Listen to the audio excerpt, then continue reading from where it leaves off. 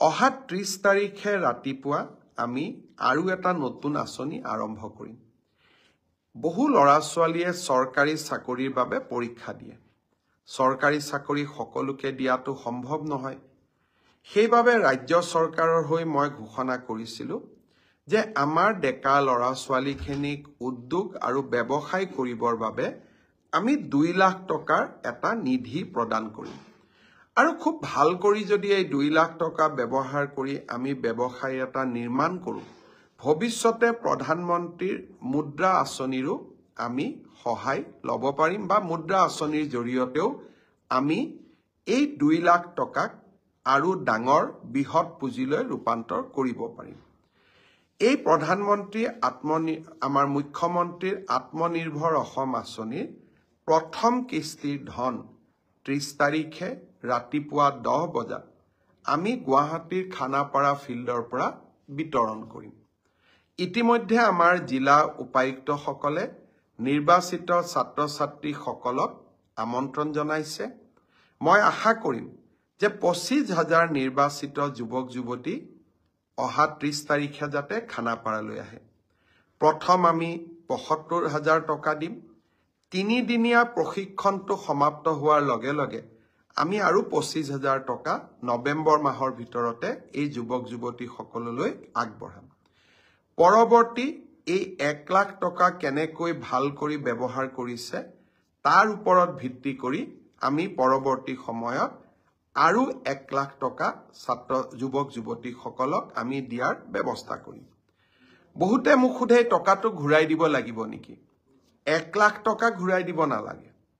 আৰু বাকী 1 লাখ টকাও 3 বছৰ পিছত মাত্ৰ মাহত 5,000 টকাৰ এটা সৰু ইনষ্টলমেণ্টেৰে 5 বছৰ সময় আমাৰ 5,000 কৰি আপোনালোকে লাহে লাহে এই পইচাটো আমাক উভতাই থাকিব পাৰিব।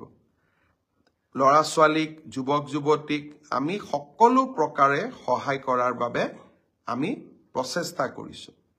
এই মুখ্যমন্ত্ৰীৰ আত্মনিৰ্ভৰ অসম আঁচনিৰ দ্বিতীয় লানিও আমি লগে লগে আৰম্ভ কৰিম। এইবাৰ আমি আৰু নতুনকৈ 75,000 যুৱক যুৱতীক এই মুখ্যমন্ত্ৰীৰ আত্মনিৰ্ভৰ অসম আঁচনিলৈ আনিবৰ বাবে চেষ্টা কৰিম। যুৱক যুৱতীসকলক মই অনুৰোধ কৰিম, চৰকাৰী চাকৰিয়ে হওক বা আত্মনিৰ্ভৰশীলতাই হওক, দুইটা ক্ষেত্ৰতে আমাৰ চৰকাৰে আপোনালোকৰ লগত সুন্দৰভাৱে কাম কৰি যাব। ঈশান বৰুৱাই মোক অভিনন্দন জনাইছে, মই ফেচবুক লাইভত চাই আছোঁ।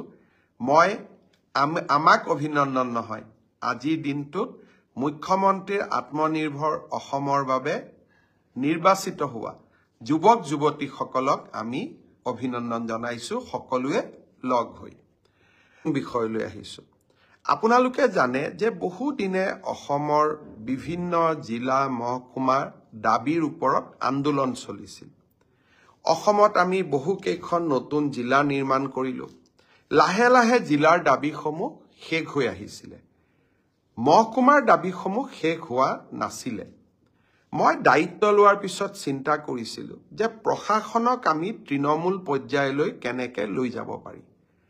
মোৰ এটা মনত বহু দিনৰ পৰা পৰিকল্পনা আছিল যে আমি প্ৰতিটো সমষ্টিতে একোটাকৈ মহকুমা নিৰ্মাণ কৰিব পাৰোঁ নেকি, সদৰ মহকুমাকেইটাক বাদ দি, অৰ্থাৎ জিলাৰ সদৰ স্থানসমূহত সদৰ বিধানসভা সমষ্টিটো বাদ দি। লাহে লাহে চিন্তাধাৰা মেচিউৰ্ড হ'ল। হওঁতে আমি এটা নতুন মডেল নিৰ্মাণ কৰিলোঁ, অৰ্থাৎ প্ৰত্যেকটো সমষ্টিতে আমি এটা সমজিলা গঠন কৰিম। সমজিলা মানে মহকুমাৰ ওপৰত জিলাৰ প্ৰায় সমান। ইংৰাজীত আমি সাব ডিষ্ট্ৰিক্ট বুলি কৈছিলোঁ, অসমীয়াত আমি প্ৰথমতে উপজিলা শব্দটো ব্যৱহাৰ কৰিছিলোঁ। এতিয়াৰ পৰা আমি সমজিলা বুলি আমি ক'ব খুজিছোঁ। অসমৰ 39টা স্থানত 39টা বিধানসভা সমষ্টিত অহা 4 আৰু 5 তাৰিখে আমি এই সমজিলাসমূহ প্ৰতিষ্ঠা কৰিম। আৰু দ্বিতীয় পৰ্যায়ত আমি বাকী থকা সমষ্টিকেইটাতো এই সমজিলাসমূহ নিৰ্মাণ কৰিম। সমজিলাসমূহ হোৱাৰ পিছত আপোনালোকৰ বহুবিলাক কাম জিলা উপায়ুক্ত বা জিলা আয়ুক্তৰ কাৰ্যালয় নোযোৱাকৈ সম্পন্ন হ'ব। বিধায়কৰ পুঁজি, আনটাইড ফাণ্ড, মাটিবাৰীৰ বহুত কাম, ৰেচন কাৰ্ড, আমাৰ কেৰাচিন তেলৰ কাম, নেক্সট অফ কিনৰ চাৰ্টিফিকেট, মাটি কিনাৰ বাবে প্ৰয়োজনীয় NOC, এই বিভিন্ন ধৰণৰ সেৱা এতিয়া সমজিলাৰ পৰাই আমি কৰিব পাৰিম। আৰু এই সমজিলাৰ চিন্তা ভাৰতত প্ৰথমবাৰৰ বাবে অসমে কৰিছে। অহা 4 আৰু 5 তাৰিখে যিবোৰ জিলাত, যিবোৰ বিধানসভা সমষ্টিত 39টা সমষ্টিত সমজিলা গঠন হ'ব, মই আটাইকে আগতীয়াকৈ শুভকামনা জনাইছো। এই সমজিলাই প্ৰশাসনক একেবাৰে ৰাইজৰ ওচৰলৈ লৈ যাব। ৰাইজৰ বহুদিনীয়া সমস্যা আমাৰ সমাধান হ'ব। বসন্তই ইয়াত লিখিছে যে মুখ্যমন্ত্ৰীৰ আত্মনিৰ্ভৰ অভিযানত মই সিলেকশ্যন হৈছো, মামাক ধন্যবাদ জনাইছো। নিতুল ডেকাই লিখিছে অসমত দুৰ্নীতিমুক্ত পৰিৱেশৰ এয়া এক সুন্দৰ আৰু বাস্তৱ নিদৰ্শন। সকলোকে মই ধন্যবাদ জনাইছো, ইমান ধুনীয়াকৈ আপোনালোকে ভালকৈ কমেন্ট লিখি আছে। মই ক'ব খুজিছিলো যে এই সমজিলাৰ ব্যৱস্থাটোৱে অসমৰ প্ৰশাসনক ৰাইজৰ ওচৰলৈ নিশ্চিতভাৱে লৈ যাব।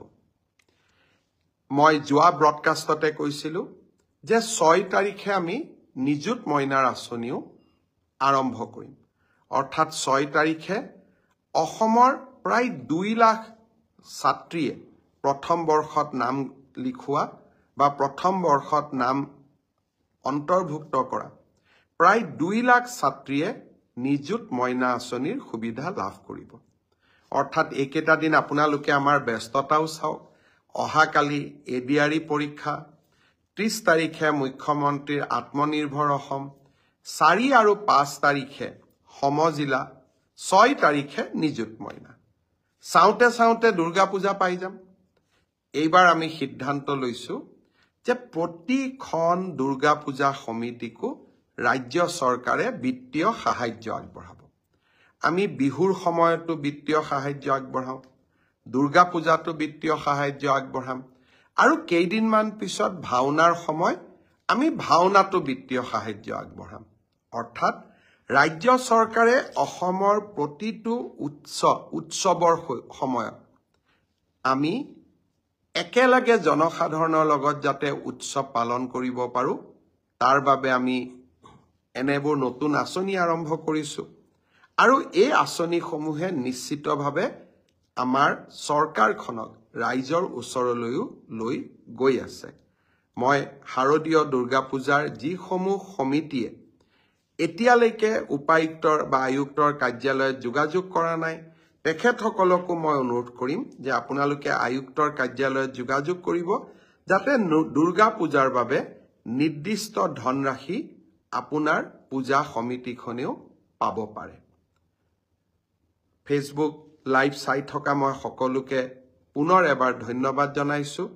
আজি মই বহুত দীঘলীয়াকৈ কথা ক'ব খোজা নাই, কাৰণ অহাকালি পৰীক্ষা আছে, পৰীক্ষাটো ভাল কৰি দিব লাগিব। তথাপিতো আপোনালোকে কমেন্ট বক্সত লিখিব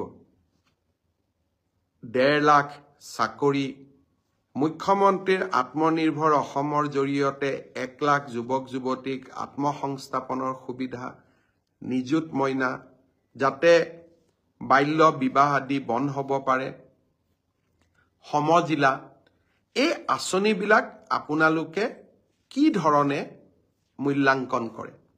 আমিতো চেষ্টা কৰিছো যাতে ৰাজ্যত এখন আমি অতি সুন্দৰ আৰু ৰাইজৰ কথা শুনা চৰকাৰ এখন আমি নিৰ্মাণ কৰিব পাৰো। আৰু এইবোৰ কাৰণতে বহু দিনে পৰি থকা সমস্যাসমূহ সমাধানৰ বাবেও আমি চেষ্টা কৰিছো। উদাহৰণস্বৰূপে ন্যায়াধীশ বিপ্লৱ শৰ্মা কমিটিৰ প্ৰতিবেদন, অসম চুক্তিৰ 6 নম্বৰ দফাক লৈ ন্যায়াধীশ বিপ্লৱ শৰ্মাই 2020 চনত এখন